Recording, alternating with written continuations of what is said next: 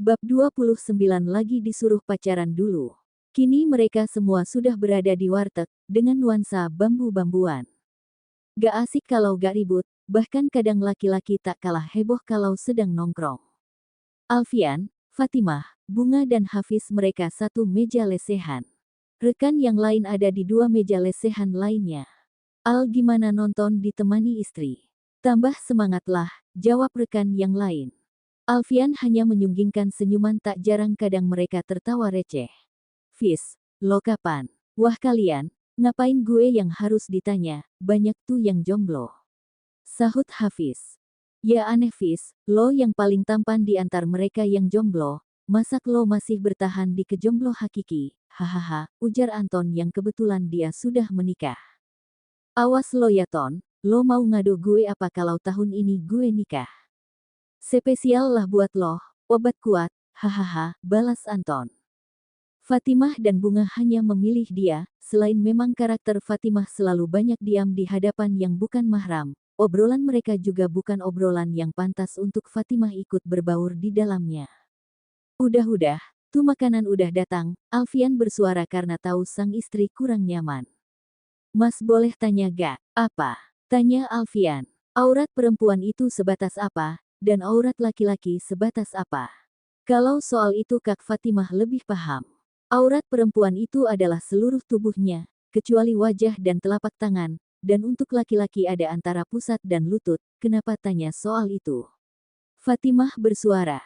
Iya soalnya tadi lihat banyak laki-laki pada buka baju dan menampakkan pusat, bahkan celana di atas lutut, hehehe. Berarti tadi Bunga perhatiin itu? Tanya Alfian. Nampak. Maka dari itu tugas wanita, menundukkan pandangan untuk mereka yang bukan mahram, tambah Fatimah. Terus bagaimana dengan laki-laki? Laki-laki tugasnya menjaga pandangan, untuk mereka yang bukan mahramnya. Wanita adalah perhiasan, perhiasan yang sangat memiliki pesona, mampu membawa para laki-laki masuk ke dalam imajinasinya, maka dari itu laki-laki harus bisa menjaga pandangannya. Intinya baik laki-laki maupun perempuan wajib menjaga dan menundukkan pandangannya. Kalau gak dipandang gak tahu cantik atau jeleknya, sahut salah satu rekan. Tidak ada yang buruk di dunia ini, semua ciptaan Allah itu baik, cantik, tidak ada yang kurang. Tapi maaf nih, bagaimana untuk yang cacat? Kembali, dari segi mana kita menilai, Allah menciptakan semua yang ada di muka bumi tidak ada yang tanpa tujuan. Bahkan babi pun mempunyai banyak manfaat, tapi kenapa itu haram? Kenapa? Kini semua mata tertuju pada Fatimah. Itulah ujian, semua organ tubuh dari babi itu tidak ada yang sia-sia, dari darah hingga bulunya, tidak ada yang terbuang atau mubazir dari babi. Betul gak para dokter? Tanya Fatimah. Yang berprofesi dokter pun mengagukan kepala mereka. Pernah terfikir gak, dengan beribu manfaat dari babi, kenapa haram? Gelengan yang Fatimah dapatkan, ya itulah ujian, sama halnya kita dihadapkan makanan lezat, sangat lezat tapi tubuh kita terbakar saat menyentuhnya. Dalam dunia kedokteran, kecantikan, babi itu sangat banyak manfaatnya loh, bahkan dari kebutuhan sehari-hari, pasta gigi, sampo, sabun, hingga sikat gigi, ada yang memanfaatkan babi sebagai bahan campuran. Pernah terfikir, sudahkah halal apa yang kita gunakan? Sampo kita pagi ini, sabun kita sore ini. Dan untuk pertanyaan, gak akan tahu cantik atau tidaknya seseorang jika tidak dipandang, boleh kok memandang, tapi harus bisa mengontrolnya, mengontrol diri dari hasrat yang timbul, karena syaiton itu dapat merayu manusia dari sekecil apapun celah yang ada. Mereka semua pun mengangguk-anggukan kepala.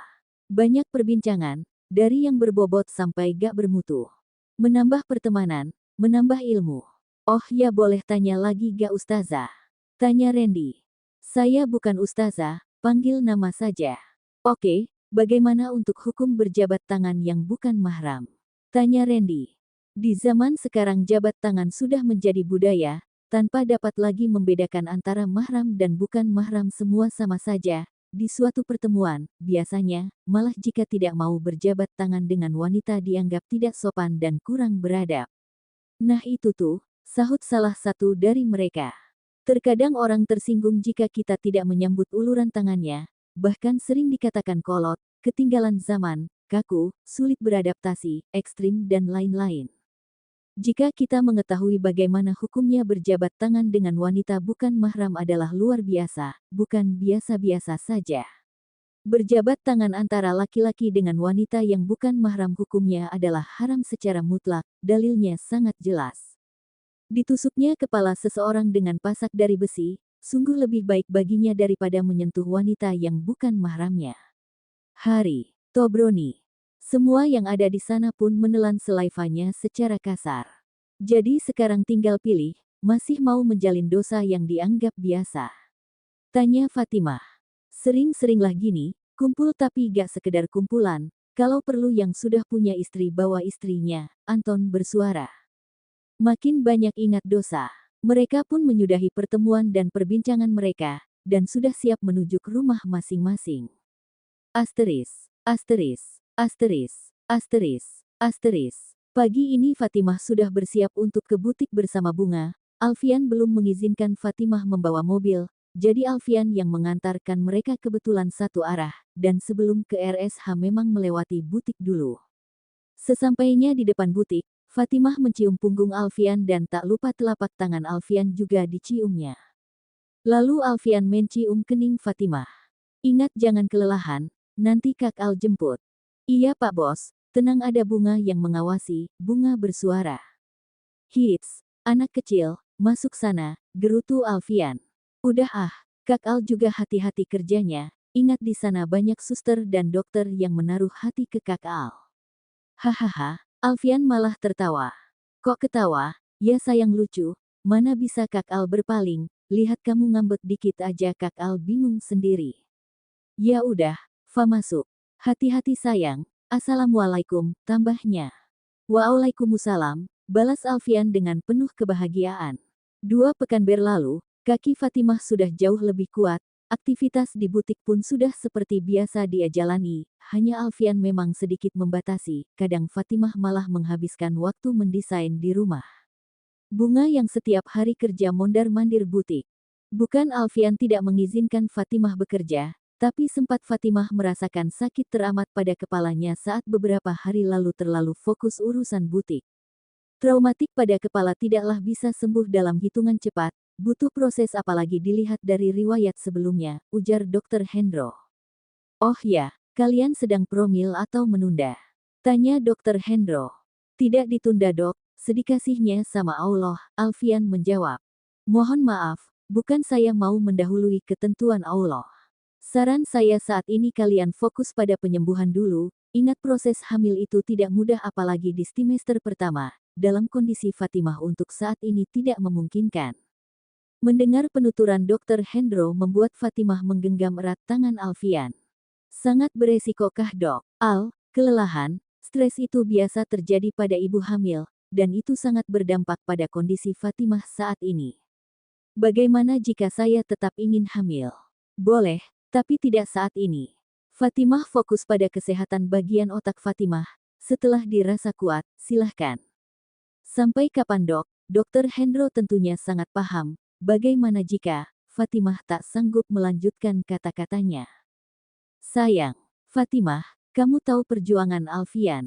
Saya sudah jelaskan kondisi kamu saat kamu koma, kemungkinan sangat kecil, jikapun sadar, banyak kemungkinan, lupa ingatan permanen, lumpuh, catat otak, saya sudah sampaikan itu semua. Kini Alfian menatap Fatimah dan menganggukkan kepalanya. Tapi Allah tunjukkan kuasanya, kamu sadar, sehat, dalam keadaan ingat semua, lalu kamu saat ini diminta sedikit bersabar, apakah sulit? Kita jalani prosesnya pelan-pelan ya. Setiap mengingat penjelasan dari Dr. Hendro membuat hatinya begitu sakit. Fa, panggil Uma. Hari ini Fatimah sedang berada di rumah Uma. Hei kok sendu gitu sih? Masih mengenai diagnosa Dr. Hendro. Fatimah enggan untuk bicara. Sayang, dengarkan Uma, kali ini Uma menggenggam tangan Fatimah. Nak, kamu tahu, dulu Uma berada di posisi kamu, ingin cepat diberi keturunan, menjawab semua mulut-mulut nyiir orang-orang. Kali ini Fatimah menatap sang Uma. Iya beneran, notabene suami dokter, belum hamil-hamil, Umalah yang jadi sorotan dan dipertanyakan kondisinya, yang gak sehat lah, banyaklah. Kami bukan berdiam diri, Uma dan Abi juga melakukan cek kesehatan, dan tidak ada menunda-nunda. Kondisi Uma dan Abi sehat semua, normal, bahkan subur. Terus, tanya Fatimah penasaran. Qadarullah, sepertinya Allah berencana lain, Allah buat Uma 2 tahun menunggu. Kami bayangkan coba, 2 teh dengan pemeriksaan dokter semua baik, normal, belum lagi gunjingan, apalagi saat Uma menemani Abi ke acara rekan-rekannya, Uma seakan jadi topik pembicaraan. Abi dengan sabar menguatkan Uma, terus berpikir positif, ambil baiknya. Allah mau Uma dan Abi menikmati hari berdua kami. Mungkin perkenalan kami begitu singkat, jadi Allah mau kami pacaran halal. Keluarga Opa tidak ada yang mempertanyakan. Pastilah, tapi kami jelaskan, kami tunjukkan hasil dari dokter. Kamu memang dalam kondisi yang belum memungkinkan, akan beresiko jika dipaksakan. Allah tidak mau hambanya menyakiti dirinya sendiri. Allah tidak suka itu sayang, jikapun sakit, biarkan itu datangnya dari Allah. Allah tahu perjuangan Alfian, dia ingin saat ini kamu fokus padanya, ambil positifnya, anggap saja Allah mau kalian bebas berdua dulu, sembari kamu menjalani pengobatan, kalian habiskan waktu berdua. Tapi Uma bukankah kehadiran anak penambahan kebahagiaan? Ya betul banget. Tapi gimana jika kamu paksakan, lalu kamu sakit, kamu gak bisa ngurus suami apalagi anak, apa itu bukannya malah menambah beban Alfian. Tapi Uma, Fatimah takut, bagaimana jika Fatimah gak mendapatkan kesempatan itu? Yakin, akan Allah segerakan hari itu, Alfian bersuara, ternyata dia telah pulang dari RSH bersama Abi juga. Kak Al udah pulang. Alfian menjawab dengan anggukan. Nak, jodoh, anak, mati itu rahasia Allah, percayakan semua kepada pemilik hidup kita, itu semua rezeki dari Allah, sama halnya Allah mendatangkan rezeki kita dari arah mana saja yang Allah kehendaki, begitu pula anak. Tahu kisah Nabi Zakaria? Fatimah menganggukkan kepala. Kini mereka berempat duduk santai di taman rumah. Sulitnya mendapat keturunan juga pernah dirasakan oleh Nabi Zakaria. Hingga usia tua, Nabi Zakaria masih belum diberi keturunan. Namun, Nabi Zakaria tidak berputus asa, ia terus memohon kepada Allah SWT untuk segera diberi keturunan. Itulah yang membuat doa Nabi Zakaria menjadi salah satu doa jika ingin meminta keturunan.